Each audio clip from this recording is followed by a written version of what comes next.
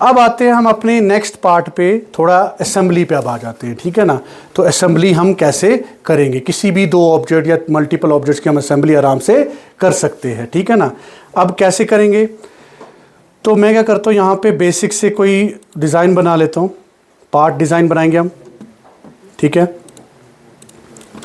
और यहाँ पे मैं क्या कर लेता हूँ, कोई भी शेप ले लेते हैं, मैं पॉलीगन टाइप लूँगा, ठीक है। और इसको डायमेंशन दे देंगे, पॉलीगन की डायमेंशन मैं ले लेता हूँ यहाँ पे 80, ठीक है ना। और यहाँ पे मैं क्या करूँगा, इसको एक्सट्रूड कर देंगे हम, ये हो गया एक्सट्रूड, ठीक है। अब यहाँ पे मैं क्या करता हूँ, इसको थोड़ा बढ़ाते हैं, मैं 20 पे रखता हूँ, ठीक है ना, हो गया। और यहाँ पे इस फेस को सिलेक्ट करेंगे, वही नट बोल्ट टाइप ही बनाएंगे हम, उसी में असेंबली में आपको डिज़ाइन बता दूंगा, ठीक है ना। तो सर्कल लेंगे यहाँ पे और इसमें स्मार्ट डायमेंशन करते हैं, और यहाँ पे मैं दे देता हूँ 50 दे देते हैं, ओके, थोड़ा कम ही करते हैं 40, और इसको ओके करेंगे।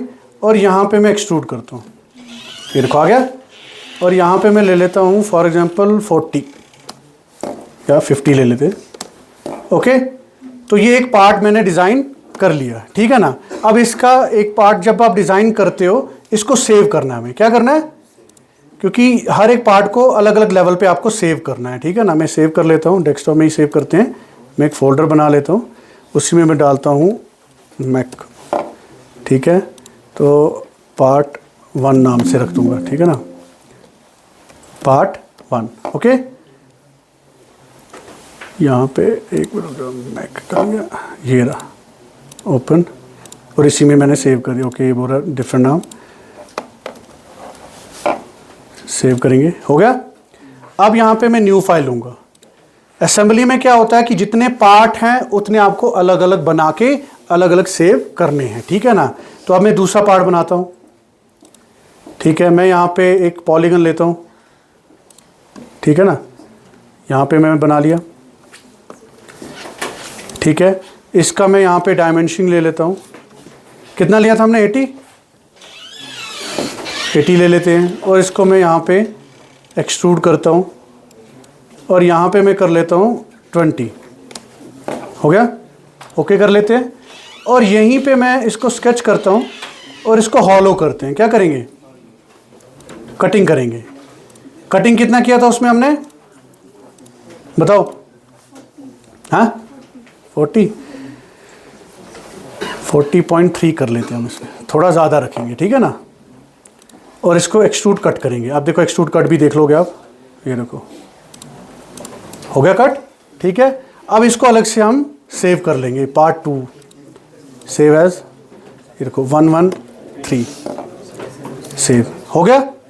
अब हम क्या करेंगे, यहाँ पे सीधा पार्ट को छोड़ के न्यू, और यहीं पे हम कहाँ आएंगे, असेंबली में, ठीक है ना। तो ये आगे हम असेंबली में, ठीक है ना। अब यहाँ पे मैं पार्ट पहला ले लेता हूँ, ये देखो आ गया, खुद ब खुद आ गया, वो देखो। फिर इंसर्ट कंपोनेंट करना है, पार्ट सेकंड, ये देखो ऐसे लाने हमें, ठीक है ना, आगे दोनों।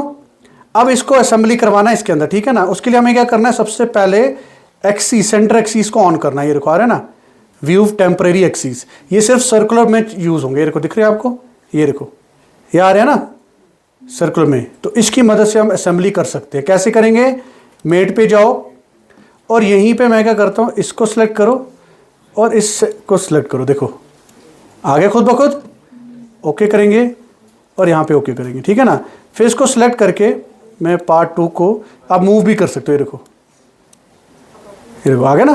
तो इस तरीके से असेंबली हम कर सकते हो, एक बेसिक लेवल का मैंने बताया। ऐसे ही बड़े बड़े प्रोजेक्ट जो होते हैं, एक एक करके आप पार्ट डिज़ाइन करते हो, फिर उसका असेंबली में हम कन्वर्ट करते हैं। समझ आ गया, थोड़ा बहुत बेसिक बताया, क्योंकि अगर जब आप सॉलिडवर्क्स में प्रोजेक्ट बनाते हो तो वो आधे 1 घंटे में नहीं होता है, ठीक है ना। जब बड़े प्रोजेक्ट होते हैं 3-3, 4-4 घंटे लगते हैं प्रोजेक्ट बनाने में, ठीक है ना। अगर जिसका भी हैंड अच्छा भी होगा ना, तो 3 घंटे तो कम से कम लगेंगे, ठीक है ना, क्योंकि इसमें वैसे ही हमें काम करना पड़ता है। क्लियर, समझ आ गया असेंबली का, ठीक है।